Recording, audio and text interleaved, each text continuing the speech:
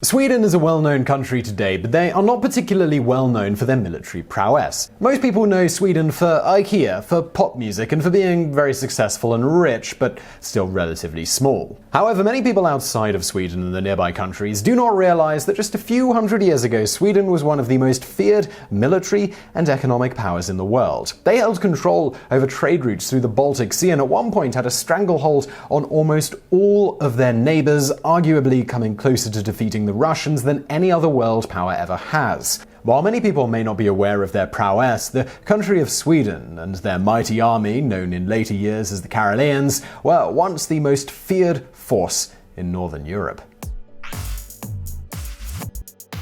Number 10. The Battle of Poltava marked the beginning of the end of the Swedish Empire. A common piece of military wisdom is that a ground war in Russia is generally not a very good idea. They will grind you down with numbers and use the cold and hostile environment to their advantage. People recall Hitler losing a huge chunk of his manpower trying to attack Russia in the winter, and some people remember in history when Napoleon tried something similar and was similarly rebuffed. The Russians even went so far as to burn villages and crops as they retreated when fighting against Napoleon's forces in order to ensure that the French army would not be able to live off Russia's natural supply chain, making it harder for them to sustain their forces. However, before Napoleon or Hitler ever failed at breaking through to the main holdings of the Russian people, Sweden made their best attempt as well. It was during the Great Northern War, a time when the map of the world was very different and Sweden was such a fearsome power that they had enemies on all sides. The Russians managed to drag the Swedes towards their own territory, where they were fighting partly over who would control Ukraine. At the Battle of Poltava in Ukraine, the Swedish force tried to mount an attack against a heavily fortified Russian fortress, and they lost nearly 7,000 troops.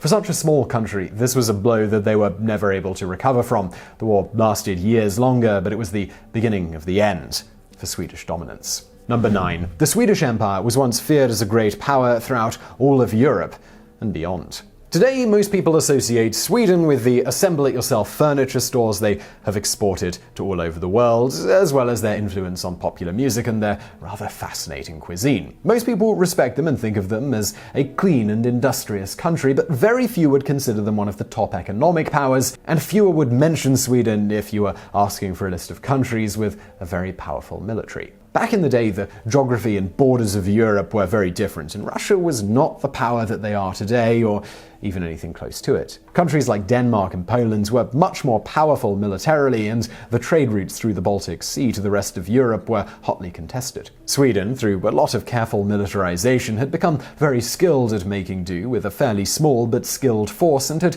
consolidated their military holdings over the years following a series of increasingly ambitious warrior kings. When the Great Northern War started, it is largely due to the fact that Sweden had managed to take control of all of the routes through the Baltic and was being very stingy about letting any of their northern neighbors use it. In no time, resentment had built up and Denmark, Poland, Saxony, and Russia had all declared war on Sweden. Number 8. King Gustavus Adolphus of Sweden was a great innovator of military tactics. Gustavus Adolphus was the king of Sweden during the early 1600s and presided over their military strategy during the 30 Years' War. Many credit him as the ruler who first brought Sweden onto the scene as a great power and changed the destiny of his small country forever. He is also credited with multiple military innovations and was well known for regularly trying to improve battlefield equipment, tactics, and strategy. Necessity is the mother of invention, and King Gustavus realized early on that, with how small his country was, he needed to focus on quality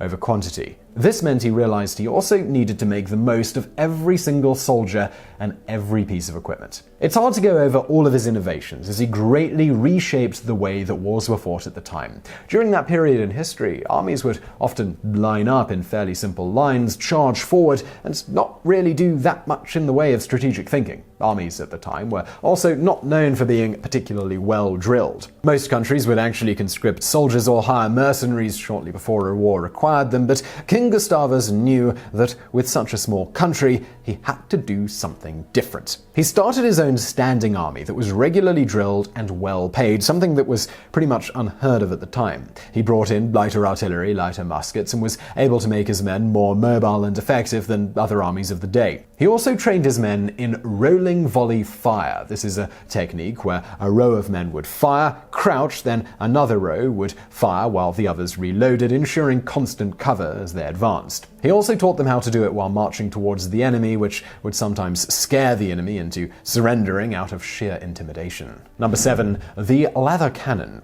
King Gustavus was ever the innovator, and one of the stranger pieces of equipment he heavily experimented with in battle was called the leather cannon. While some may assume it got its name because it was made of leather, such a weapon would likely not fire. It actually received its name because it was a copper tube that had some leather wrapped around it, likely to protect the holder from the heat that the copper tube would build up. The weapon was not the most effective weapon ever when taken into battle, but tanks were not particularly effective the first time they were used either. The technology was so new that it overheated easily and it required 2 people to operate. However, it was very advanced for its time. While they didn't make a decisive difference at first, they showed King Gustavus that having more mobile pieces of artillery in between muskets and traditional cannons could provide more strength in firepower while allowing for greater mobility. King Gustavus would continue to test mobile artillery pieces after he saw the potential of the leather cannon, which led to many more improvements to similar war technologies, changing the face of battlefields forever.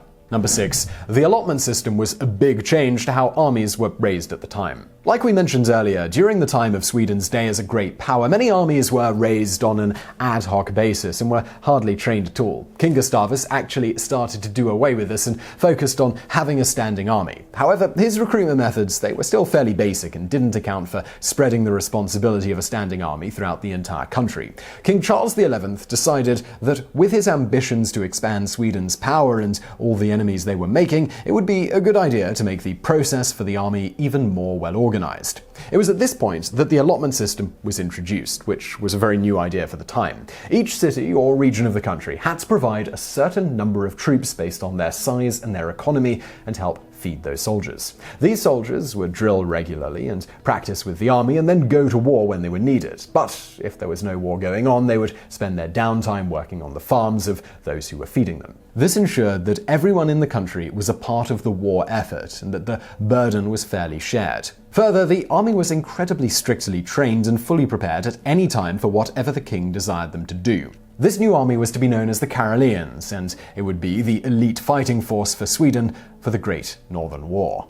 Number 5. Excavations of a battle involving the early Swedish military show very experienced soldiers. During the very early days of Sweden's military, Gustavus Adolphus was leading his people against the Holy Roman Empire during the 30 Years' War, which was the most brutal clash between Protestants and Catholic forces in history. One of the most decisive battles near the end of the war was at the German city of Lutzen, where the Swedish forces won, but lost their genius king during the fighting. A few years ago, the site of the battle was discovered, and archaeologists got the chance to go over many of the buried skeletons and look for anything interesting they could find. What they found is proof that the 30 Years' War was an incredibly bloody time period, beyond even what some had imagined. Many of the soldiers' skeletons had clear evidence of having already survived horrific wounds long before they ever started this final battle. 16 of the skeletons discovered had major head injuries in the past, with one unique case having as many as 4 injuries to his head before he found his end at Lutzen.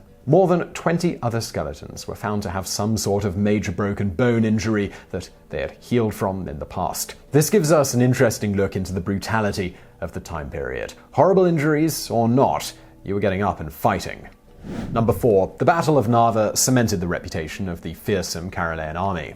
The Battle of Narva was an early conflict during the Great Northern War, and it quickly shaped the reputation of the Karelian army as one of the toughest and boldest in the known world. It was the first test of the young king Charles XII, who had inherited the war from his father, Charles XI. The city of Narva was under siege by Russian forces under Tsar Peter the Great, and Charles XII had a relief force of only about 10,000 men up against a Russian force of about 40,000 who were besieging the city. The Swedish king decided that they needed to act decisively and throw the Russians off guard. The Russians were surrounding the city in a semicircle with an icy cold river on the other side. The king ordered a charge from his relief force against the enemy's earthworks. The plan was to start fighting at 30 paces and then switch to bayonets as soon as they were within range. Once they had driven their forces straight down the middle, they would shift to the sides and push the Russians away from the city and toward the cold river and other inhospitable terrain.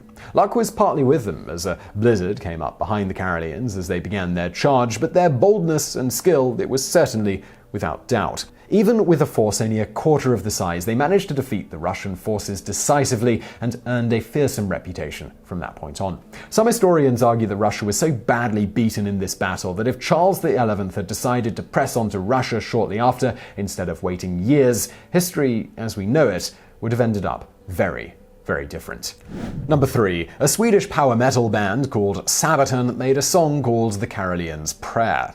Even among those who are familiar with the Great Northern War, the Karelians are a name that is not very well known around the world today. Many history books mention the Swedish military leader and their tactics, but the name is often not talked about in the United States or Western European countries. However, the Swedish still know their heritage well and are rightfully proud of what the Karelian army once accomplished. The Swedish power metal band called Sabaton wanted to honor the past achievements of this army, so they wrote a song about them called The Karelians' Prayer. Religion was very important to the Karelian army, and they were trained to pray regularly and to be extremely pious. The song also speaks of their incredible boldness and bravery in battle, proving themselves willing to overcome the fear of death through the strength of their faith, marching into battle to protect God, king, and country. While Sweden isn't a particularly religious country today, this was not long after the Swedish Empire had greatly sacrificed to fight on the side of the Protestants during the 30 Years' War, and were still quite religious at that time. As a historical tidbit, Sabaton claims on their website that the Karelian army was trained to not fire until they could see the whites of their enemies' eyes. While this may be a bit of hyperbole, it is true that the Karelians were known for advancing very boldly and waiting to fire until they were so close that it was almost impossible for them to miss. Number 2. The Karelian Death March signaled the final end to the Great Northern War. During the last years of the Great Northern War, Sweden was losing territory and slipping badly. Their enemies were constantly besieging many of their holdings, and they were finding themselves falling back further and further. They had lost a lot of territory to Russia, and with their army dwindling and the size of their country small to begin with, Charles XII was becoming desperate to find a way to regain some territory and ensure that Sweden remained a great power. He decided that a large force should concentrate on Norway in the hopes that they could get some kind of concessions out to them to bolster the power of Sweden and regain some control over the situation. Charles began a path of conquest into Norway itself and sent a lieutenant general named Carl Gustav Armfelt to lead another attack in a different part of Norway to draw off their forces. Unfortunately, while the Karelian military was very well trained, they were also spread incredibly thin at this point. Both campaigns failed miserably, and things quickly went from bad to worse. The king's campaign ended when the king himself died trying to take the fortress city of Fredrikstad, and before long all Swedish forces were being recalled back to the homeland. At this point, the war was basically lost and Sweden's forces were in shambles.